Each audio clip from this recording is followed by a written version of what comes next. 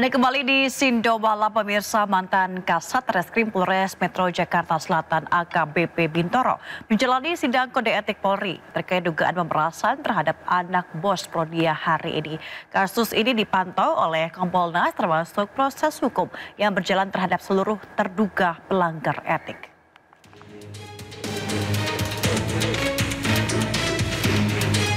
Kompolnas membeberkan dugaan kasus pemerasan yang menjerat AKBP Bintoro. Total ada 5 terduga pelanggar yang dijadwalkan menjalani pemeriksaan etik.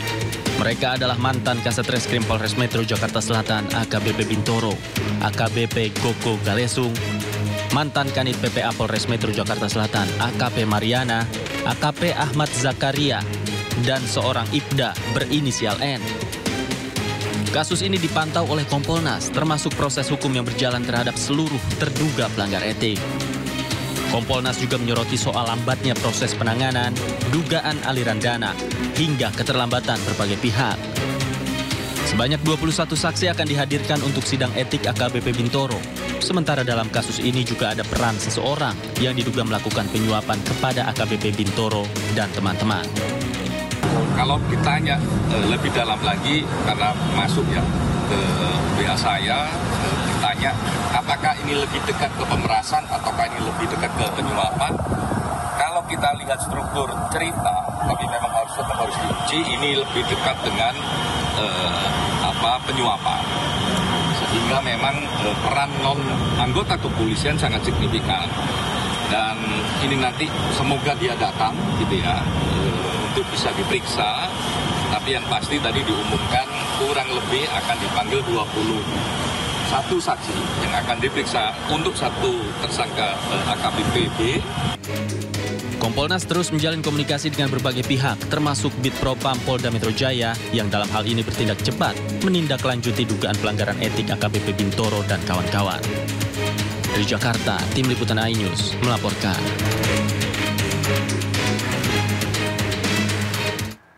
Sebelumnya, buntut dugaan kasus pemerasan, AKBP Bintoro dan AKBP Gogo Galesung menjalani patsus di Subdit Paminal Bid Propam Polda Metro Jaya. Sementara kuasa hukum korban pemerasan mengungkap fakta baru bahwa kliennya telah merugi senilai 17,1 miliar rupiah.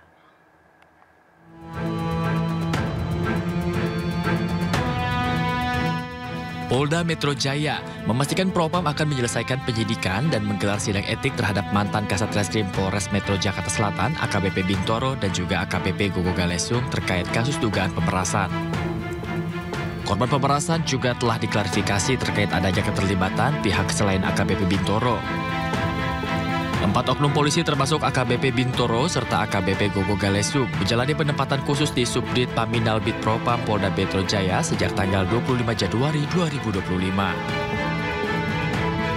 Terhadap yang bersangkutan dan 3 orang lainnya telah dimutasi dari jabatannya dan telah dilakukan penempatan khusus atau patsus di Bid Propam Polda Metro Jaya.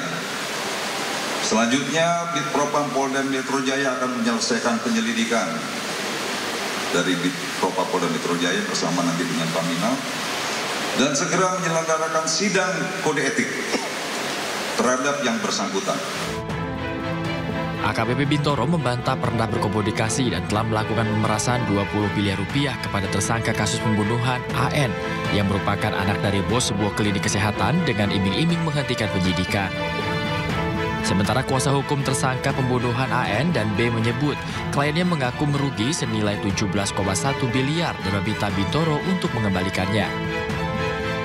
Buktinya nanti akan kami bawa ke persidangan, ya, ke persidangan. Bukan bukti yang disampaikan yang beredar sama sekali 20 miliar. Yang ada adalah pengakuan klien kami dengan surat pernyataan itu 17,1 miliar. Namun di gugatan itu juga kami sampaikan 14, sekian miliar gitu, seperti bukan 20 miliar dan bukan mobil Ferrari, tapi adalah 17, sekian miliar sama mobil Lamborghini Aventador dan 2 motor. Klien kami sudah mengeluarkan uang atau kerugian totalnya 17,1 miliar. Itu pernyataan yang ditandatangani oleh klien kami. Dugaan pemerasan ini mencuat setelah kuasa hukum dua tersangka pembunuhan memasukkan gugatan perdata ke Pengadilan Negeri Jakarta Selatan. AKBP Gogo Galesung yang menjabat Kapsudit 2 di Treskrimum Polda Metro Jaya sempat menuai sorotan masyarakat karena memperbolehkan debt collector untuk menarik kendaraan di jalan asalkan diperlakukan dengan baik-baik. Sikap ini berbeda dengan Kapolda Metro Jaya saat itu, yakni Irjen Fadil Imran yang menilai debt collector arogan saat menarik kendaraan nasabah. Tim Liputan, iNews melaporkan.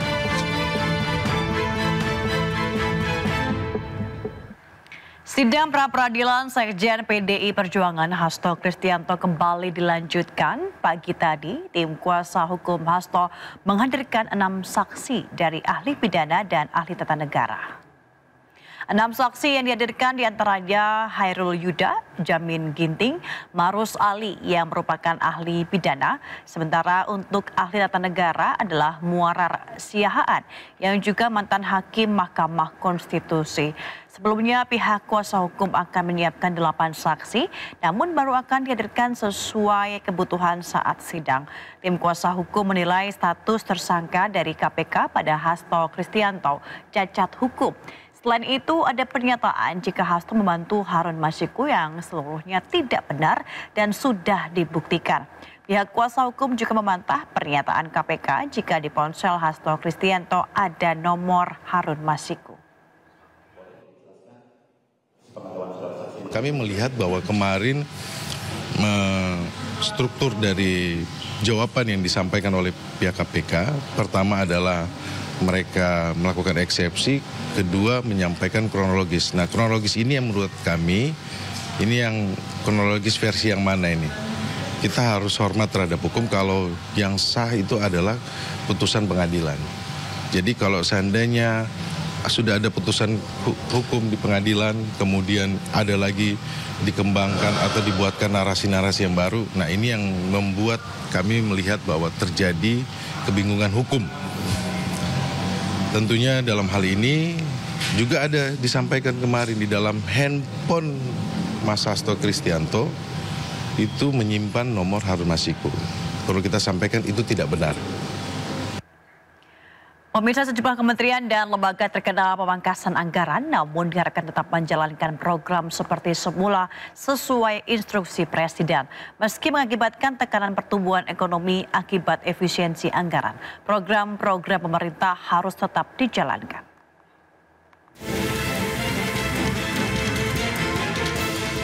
Pemangkasan anggaran yang mencapai 306,7 triliun rupiah pada akhirnya merembet ke berbagai program hingga operasional kementerian lembaga. Seperti yang terjadi di kantor Kementerian Koordinator Perekonomian, di mana sebagian besar lampu koridor hingga Selasa di tiap lantai dimatikan. Menko Perekonomian Erlangga Hartarto menjelaskan situasi penghematan operasional merupakan bagian dari efisiensi APBN 2025. Kemenko Perekonomian sendiri mengalami pemangkasan sebesar 52,5% dari pagu yang terdapat dalam APBN 2025. Namun Erlangga berharap kementerian dan lembaga tetap menjalankan programnya sesuai draft yang tidak terdampak pemangkasan. Sebab di tahun 2024, kontribusi konsumsi pemerintah mencapai 7,7% terhadap PDB nasional. Apakah efisiensi anggaran berpengaruh? Nah, tentu kita akan monitor selanjutnya dan kita berharap bahwa dengan seluruhnya sudah disepakati anggaran, kita bisa berharap bahwa kementerian sudah mulai bergerak kembali, ditambah lagi nanti dengan pelantikan dari kepala daerah di bulan Februari. Tentu juga ada pengaruh daripada belanja daerah. Upaya pemangkasan anggaran juga langsung dilakukan Kementerian Keuangan. Di tahun 2025 ini, Kemenku membatalkan program beasiswa atau Ministerial Scholarship tahun 2025, seiring dengan kebijakan efisiensi belanja APBN. Menteri Keuangan Sri Mulyani Indrawati secara resmi membatalkan program beasiswa Kementerian Keuangan atau Ministerial Scholarship tahun 2025. Pembatalan program ini diumumkan melalui pengumuman nomor 14 tahun 2025. Kebijakan ini ditetapkan pada 31 Januari 2025.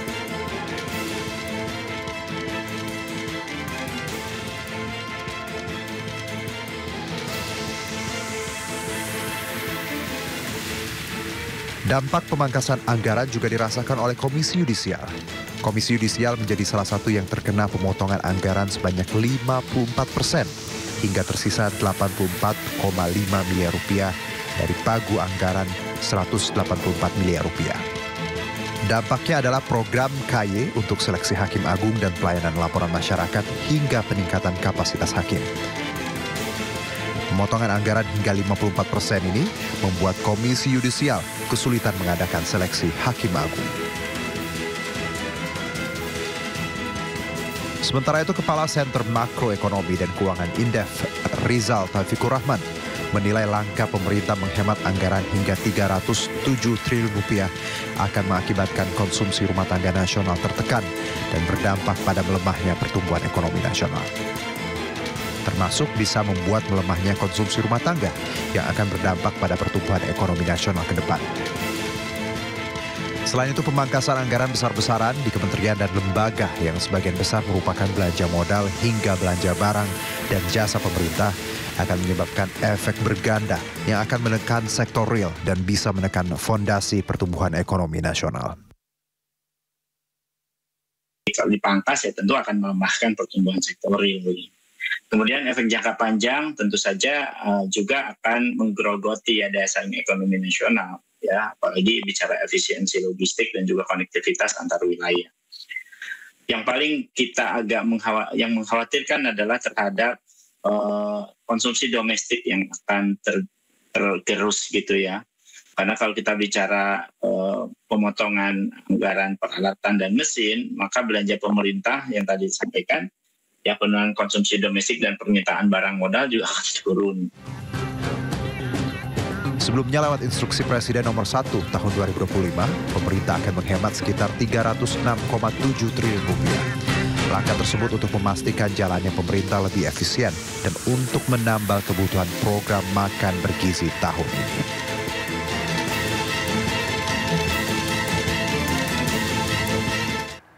Keinformasi lainnya pemirsa, Kepala Kantor Komunikasi Kepresidenan Hasan Nasbi menyampaikan arahan Presiden Prabowo Subianto yang meminta kementerian dan lembaga melakukan efisiensi anggaran untuk program-program yang tidak bisa diukur keuntungan dan manfaatnya untuk publik. Ia juga menegaskan efisiensi anggaran tak termasuk gaji ASN. Jadi masing-masing kementerian itu nanti akan menyesuaikan penghematan itu dengan tugas pokok dan fungsi mereka. Jadi yang arahan Presiden itu untuk program-program yang selama ini tidak terukur, tidak bisa diukur keuntungannya, manfaatnya bagi publik itu ditiadakan. Perjalanan luar negeri dikurangi. Seremonial dikurangi, perjalanan dinas dikurangi, tapi yang pelayanan publik tidak dikurangi. PSO, Public Service Obligation, tidak dikurangi. Belanja gaji pegawai tidak dikurangi. Jadi yang kayak gitu-gitu kan sudah jelas sebenarnya. Jadi yang sekarang beredar itu kan mungkin ada fear mongering ya ketakutan-ketakutan yang disebarkan oleh orang-orang yang kadang-kadang anonim. Narasumbernya siapa, orangnya siapa. Tapi yang jelas arahan dari Presiden sudah jelas bahwa pelayanan publik, ya, kemudian public service obligation, belanja pegawai itu bukan bantuan sosial, itu bukan merupakan bagian yang terkena efisiensi. Pemirsa, berikut ini rincian pemangkasan anggaran kementerian dan lembaga yang ditetapkan Menteri Keuangan Sri Mulyani. Alat tulis kantor ATK dipangkas hingga 90%. Belanja percetakan dan souvenir dikurangi hingga sebesar 75,9%. Sewa gedung, kendaraan, dan peralatan dipangkas hingga 73,3%.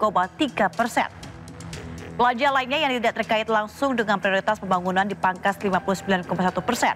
Anggaran untuk kegiatan seremonial dipotong 56,9%. Perjalanan dinas baik dalam maupun luar negeri dipangkas sebesar 53,9%. Kajian dan analisis dipangkas hingga 51,5%. Rapat seminar dan kegiatan sejenis dikurangi hingga sebesar 45%. Anggaran untuk jasa konsultan dikurangi hingga 45,7%. Honor output di kegiatan dan jasa profesi dipangkas sebesar 40%. Infrastruktur dipotong sebesar 34,3%. Kemudian pengadaan peralatan dan mesin dipangkas hingga 28%. Diklat dan bimbingan teknis dipangkas 29%.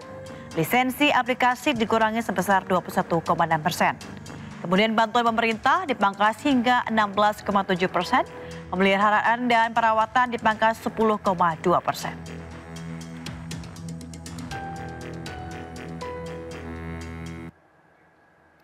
Penghematan anggaran negara dilakukan untuk mendanai sejumlah program prioritas Kabinet Merah Putih. Salah satunya adalah program Makan Bergizi Gratis atau MBG. Saya tegaskan kembali bahwa hal-hal di luar itu yang bersifat seremoni, upacara, merayakan ulang tahun ini, ulang tahun itu, hari ini, hari itu, kita tidak anggarkan. Penghematan anggaran diperlukan untuk membiayai program-program pemerintahan Prabowo Gibran, salah satunya untuk program Makan Bergizi Gratis. Prabowo pun mengeluarkan instruksi Presiden nomor 1 tahun 2025. Perjalanan dinas dikurangi. Saya potong setengah. Dengan setengah kita bisa menghemat 20 triliun lebih.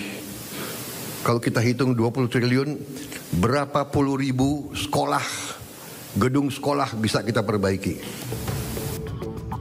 Menteri Keuangan Sri Mulyani pun mengeluarkan surat instruksi untuk pemangkasan anggaran kementerian.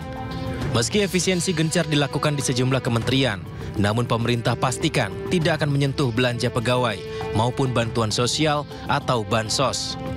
Saat ini bahkan kami melakukan lagi adjustment agar makin tajam berbagai penyesuaian anggaran di kementerian dan lembaga yang diinstruksikan oleh Bapak Presiden sedang berjalan. Tujuannya agar birokrasi makin efisien dan kegiatan serta penggunaan uang negara APBN betul-betul bisa langsung dinikmati masyarakat. Meski demikian ada beberapa kementerian dan lembaga yang tidak kena pemangkasan anggaran. Tercatat ada 17 kementerian dan lembaga yang anggarannya tetap utuh di antaranya. Kementerian Koordinator Bidang Politik dan Keamanan dengan anggaran 268,2 miliar rupiah. Kementerian Pertahanan memiliki anggaran 166,2 triliun rupiah.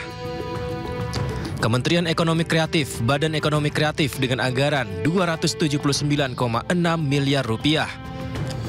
Majelis Permusyawaratan Rakyat atau MPR memiliki anggaran 969,2 miliar rupiah. Dewan Perwakilan Rakyat atau DPR dengan anggaran 6,6 triliun rupiah. Kepolisian Republik Indonesia dengan anggaran 126,6 triliun rupiah. Komisi Pemberantasan Korupsi atau KPK, anggaran 1,2 triliun rupiah. Badan Pemeriksa Keuangan BPK, anggaran 6,1 triliun rupiah. Mahkamah Agung, anggaran 12,6 triliun rupiah. Kejaksaan Republik Indonesia, 24,2 triliun rupiah. Badan Narkotika Nasional atau BNN memiliki anggaran 2,4 triliun rupiah. Badan Pengawas Keuangan dan Pembangunan atau BPKP memiliki anggaran 2,4 triliun rupiah. Bendahara Umum Negara pagu anggaran 1.932 triliun rupiah. Sementara Badan Intelijen Negara atau BIN memiliki anggaran 7 triliun rupiah. Mahkamah Konstitusi atau MK memiliki anggaran 611,4 miliar rupiah. Pusat Pelaporan dan Analisis Transmisi Keuangan atau PPATK memiliki anggaran 354,5 miliar rupiah. Dan terakhir, Badan Gizi Nasional memiliki anggaran 71 triliun rupiah. Pemerintah juga telah menyiapkan anggaran sebesar 144,6 triliun. Anggaran ini untuk memastikan ketahanan pangan nasional di tengah potensi gejolak pangan global pada 2025. Tim Liputan iNews melaporkan. Pemirsa, nasib pembangunan Ibu Kota Nusantara seakan terkatung usai Menteri Pekerjaan Umum menyebut anggaran IKN diblokir Kementerian Keuangan. Namun di sisi lain Kantor Komunikasi Kepresidenan menyebut anggaran tersebut masih ada dan Presiden tetap berkomitmen melanjutkan pembangunan IKN.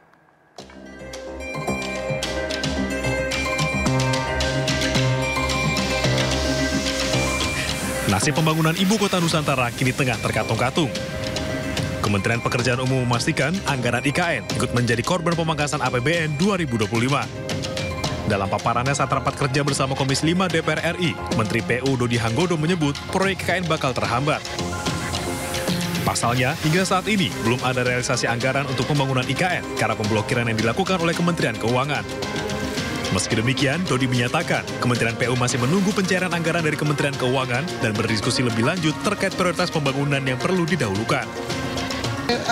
IKN kayaknya belum ada. Nanti saya bilang, Mbak, kan anggaran kita diblokir semua. Kok saya progres gimana sih? Anggarannya nggak ada progresnya.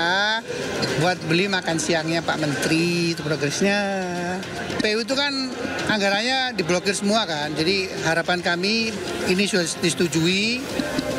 Setelah disetujui kan ada surat khusus tuh, nanti kami minta buka blokir, baru kemudian kita akan rekomposisi lagi mana yang kira-kira bisa dikutak-atik untuk kemudian bisa mensupport masyarakat luas ya. Di sisi lain, Kantor Komunikasi Kepresidenan menyebut pemblokiran anggaran bukan berarti anggaran tidak ada. Pembangunan IKN masih akan tetap dilanjutkan sesuai dengan komitmen Presiden Prabowo. Kalau diblokir itu kan bukan berarti anggarannya nggak ada kan? Anggarannya belum dibuka. Jadi anggaran IKN itu ada di otorita IKN, ada di Kementerian. Anggaran pembangunan IKN itu ada yang di Kementerian PU, ada yang di otorita IKN. Yang jelas komitmen dari Presiden kan beberapa hari lalu sudah disampaikan oleh Menko Infrastruktur kan, bahwa selama 5 tahun ke depan Presiden punya komitmen untuk meneruskan pembangunan IKN dengan biaya yang sudah disebutkan. Kalau tidak salah itu 48 triliun komitmen selama 5 tahun ke depan. Dan target pemerintah kan menyelesaikan kawasan inti pusat pemerintahan, membangun gedung yudikatif dan membangun gedung legislatif. Sisanya nanti itu kan akan didorong, yang membangunnya adalah swasta gitu. Sebelumnya, anggaran Kementerian PU tahun 2025 yang semula 110,95 triliun dipangkas sebesar 81,38 triliun, sehingga tersisa hanya 29,57 triliun. Akibatnya, banyak proyek infrastruktur termasuk pembangunan IKN yang mengalami kendala dalam pendanaan. Tim Liputan iNews melaporkan. Presiden Prabowo Subianto memimpin sidang perdana Dewan Pertahanan Nasional di Istana Kepresidenan Bogor, Jawa Barat. Dalam sidang, Prabowo membahas tugas dan fungsi Dewan Pertahanan Nasional untuk melindungi segenap bangsa Indonesia.